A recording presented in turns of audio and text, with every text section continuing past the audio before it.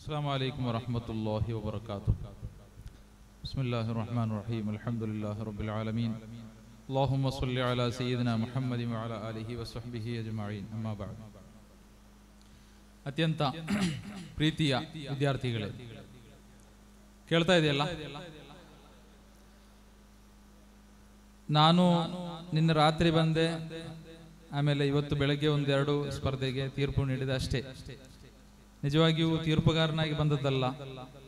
ನಿಜವಾಗಿ ಹೇಳಬೇಕಂದ್ರೆ ನಿಮ್ಮ ಪೋಸ್ಟರ್ ನನ್ನನ್ನು ಇಲ್ಲಿಗೆ ತಲುಪಿಸಿ. ಪೋಸ್ಟರ್ ಬಹಳ ಸುಂದರವಾಗಿತ್ತು.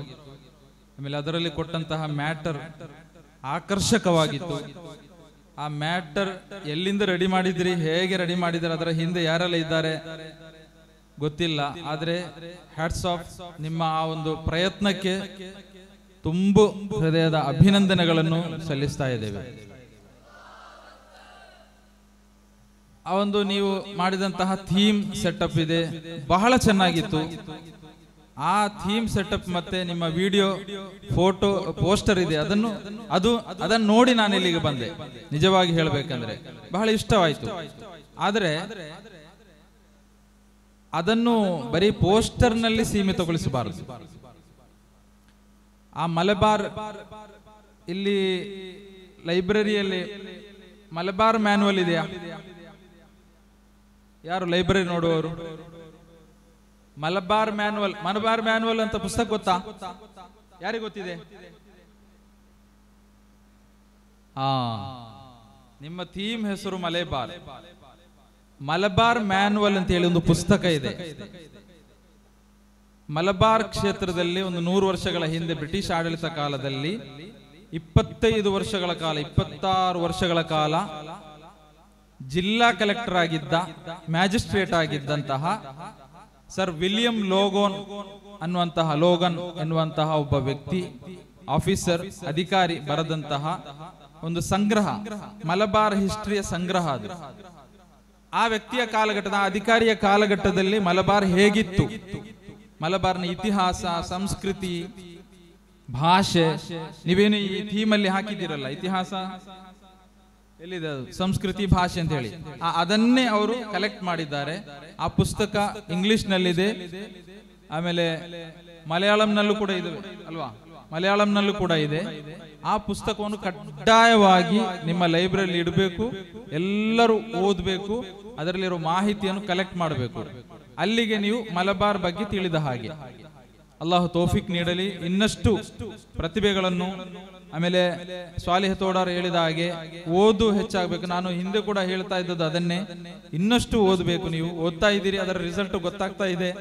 ನಾನು ಸುಮಾರು 7-8 ವರ್ಷಗಳ ಹಿಂದೆ ಬಂದಿದ್ದೆ, 1-2 ಸಾರಿ ನಿರಂತರವಾಗಿ ಇಲ್ಲಿ ಜಡ್ಜ್ಮೆಂಟ್ಗೆ ಬಂದಿದ್ದೆ. ಆಗಿನ ಫಿದಾಕು ಈಗಿನ ಫಿದಾಕು ಸ್ವಲ್ಪ ವ್ಯತ್ಯಾಸ ಇದೆ. ಅದು ಮಕ್ಕಳು ಓದಿನ ಹತ್ತಿರ ಓದುವುದರ ಬಗ್ಗೆ ಯೋಚನೆ ಮಾಡ್ತಾ ಇದ್ದಾರೆ, ಇನ್ನೂ ಗಂಭೀರವಾಗಿ ಓದಲು ಶುರು ಮಾಡಿಲ್ಲ ಅಂತ ನನ್ನ ಅನಿಸಿಕೆ. ಇನ್ಶಾ ಅಲ್ಲಾ ಇನ್ನೂ ಕೂಡ ಹೆಚ್ಚಾಗಿ ನೀವು ಓದ್ತೀರಂತ ಆಶಾಭಾವನೆ ಇಟ್ಕೊಂಡು, ನಾವು ನಮ್ಮ ಕಮ್ಯುನಿಟಿಯಲ್ಲಿ ಇಂಟೆಲೆಕ್ಚುವಲ್ ಒಂದು ಸ್ಪೇಸ್ ತುಂಬಾ ಕಡಿಮೆ ಇದೆ. ಇದ್ದವರು ಕೂಡ ಇವತ್ತು ಚೆನ್ನಾಗಿರ್ತಾರೆ, ನಾಳೆ ಸ್ವಲ್ಪ ದಾರಿ ತಪ್ತಾ ಇರ್ತಾರೆ. ಅಂತಹ ಒಂದು ಕೆಲವೊಂದು ಸನ್ನಿವೇಶ ಆಗ್ತಾ ಇದೆ ಈಗ. ಅದಬ್ ಇಲ್ಲದಂತಹ ಒಂದು ಅವಸ್ಥೆ ನಮ್ಮ ಮಕ್ಕಳಲ್ಲಿ, ನಮ್ಮ ಇಂಟೆಲೆಕ್ಚುವಲ್ ಒಂದು ಟೀಮ್ ಅಲ್ಲಿ ಆಗ್ತಾ ಇದೆ. ಅದರಿಂದ ನೀವೆಲ್ಲರಿಗೂ ಕೂಡ ಒಂದು ನನ್ನ ಕಿವಿ ಮಾತು, ಎಲ್ಲಿ ಎಷ್ಟು ಎತ್ತರಕ್ಕೆ ಹೋದರೂ ಕೂಡ ಉಸ್ತಾದರ ಒಂದು ನಿರ್ದೇಶನ, ನಮ್ಮ ಉಸ್ತಾದ್, ನಾವೇನು ಬರೆದ್ರು ಕೂಡ ಮೊದಲು ನಮ್ಮ ಉಸ್ತಾದರಿಗೆ ಕೊಡಬೇಕು, ಕಳಿಸ್ಬೇಕು. ಅವರು ತಿದ್ದಿ ಆದ್ಮೇಲೆ ನಾವು ಅದನ್ನು ಹಾಕಿದ್ರೆ ಆಯ್ತು. ಇನ್ನೊಂದು, ನಮ್ಮಲ್ಲಿ ಬೇಕಾದಷ್ಟು ಅವಕಾಶಗಳಿವೆ. ಈಗ ನಾನೇ ಅಲ್ಹಮ್ದುಲಿಲ್ಲಾಹ್ ನನ್ನ ಕ್ಯಾರಫ್ ಅಲ್ಲಿ 2 ವೆಬ್ಸೈಟ್ಗಳಿವೆ. 2 ವೆಬ್ಸೈಟ್ ನೀವು ಕೇಳಿರ್ಬೋದು, ತಿಜೋರಿ ಮತ್ತೆ ಸೂಜಿಗಲ್ಲು ಬಿಡುಗಡೆ ಆಗಿಲ್ಲ ಇನ್ನು, ಅದೆಲ್ಲ ರೆಡಿ ಆಗ್ತಾ ಇದೆ. ನೀವೇನು ಲೇಖನ ಬರೆದ್ರು ಕೂಡ ನಮಗೆ ಕಳಿಸಿ. ಒಳ್ಳೊಳ್ಳೆ, ಈಗ ನಿಮ್ಮ ಈ ಥೀಮ್, ಮಲಬಾರ್ ಥೀಮ್ ಬಹಳ ಇಷ್ಟ ಆಯ್ತು. ನೀವೆಲ್ಲ ಆ ಥೀಮ್ ನ ಬಗ್ಗೆ ಅಧ್ಯಯನ ಮಾಡಿ ಅಧ್ಯಯನ ಯಾವ ಯಾವ ವಿಷಯದಲ್ಲಿ ಮಾಡಬೇಕು ಅಂತ ನಾವು ಬೇಕಾದ್ರೆ ನಿಮಗೆ ಹೇಳಿಕೊಡ್ತೇವೆ. ಅಧ್ಯಯನ ಮಾಡಿ, ನಿರಂತರವಾಗಿ ಅಧ್ಯಯನ ಮಾಡಿ. ಆ ಮಲಬಾರ್ ಎಂಬ ಒಂದು ದೊಡ್ಡ ಸಮುದ್ರ ಅದು, ಅದರಲ್ಲಿ ಎಷ್ಟೋ ವಿಷಯಗಳಿವೆ. ಮಾಪಿಳ ಸಾಹಿತ್ಯ ಅಂತ ಹೇಳಿ ಒಂದು ವಿಷಯ, ಅದು ಈ ಮಲಬಾರ್ನ ಒಳಗೆ ಬರುವುದು. ಮಾಪಿಳ ಸಾಹಿತ್ಯದಲ್ಲಿ ಬೇರೆ ಬೇರೆ ಇದೆ.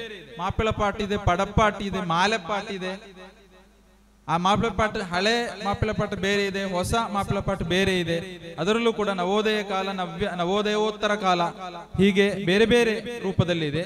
ಇದೆಲ್ಲವನ್ನು ನೀವು ಅಧ್ಯಯನ ಮಾಡಿ, ನಿಮಗೆ ಆ ಒಂದು ಕೆಪಾಸಿಟಿ ಇದೆ ಅಂತ ನಮಗೆ ಗೊತ್ತಾಗಿದೆ.